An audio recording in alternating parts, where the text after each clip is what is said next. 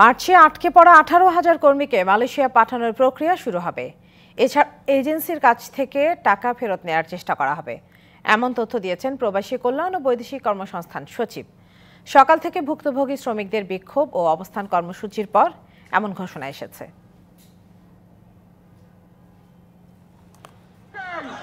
পূর্ব ঘোষণা অনুযায়ী বুধবার সকাল 9টা থেকে 4 দাবি নিয়ে কারওয়ান বাজারে অবস্থান নিয়ে মালয়েশিয়া যেতে না পারা কর্মীরা বিক্ষোভ শুরু করেন। টাকা দিয়েও নির্দিষ্ট সময়ে যেতে না পারা কর্মীরা জানান তারা এখনো রিক্রুটিং এজেন্টদের কাছ থেকে অর্থ ফেরত পাননি।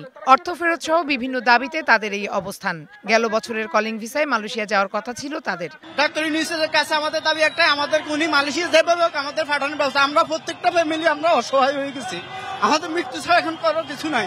আমরা যত চর্চারিন করুক না করুক আমরা এখানে মরবো। আমরা দাবি না মানা হয় অতক্ষণ আমরা এখানেই থাকবো। এখনো তারা আমাদেরকে ডেকে বলেনি যে 2-1 মাসের ভেতরে হবে কি হবে না। বেলা 11টার পর আন্দোলনকারীরা পুলিশের বাধার মুখে ওই এলাকা ছাড়তে বাধ্য হন। 250-টিরও বেশি ডিজাইন অপশন নিয়ে ওয়ালটন স্মার্ট ফ্রিজ, বোঝে আপনার প্রয়োজন।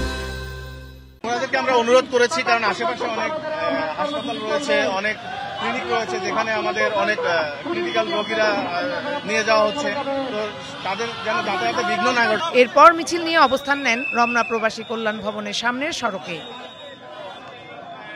এরপর তাদের একটি প্রতিনিধি দল বৈঠক করে মন্ত্রণালয়ের সচিবের সঙ্গে। আলোচনা শেষে সচিব রুহুল আমিন জানান, আগামী মার্চে আটকে পড়া শ্রমিকদের মালয়েশিয়া পাঠানো হবে।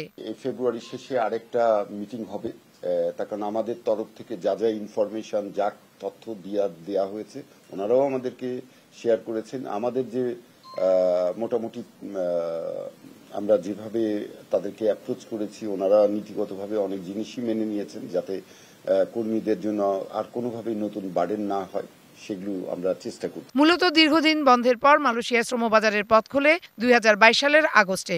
দেশটিতে গত বছরের 31শে মে পর্যন্ত 101টি রিক্রুটিং এজেন্সির মাধ্যমে 5.5 লাখ কর্মী পাড়ি দেওয়ার কথা ছিল।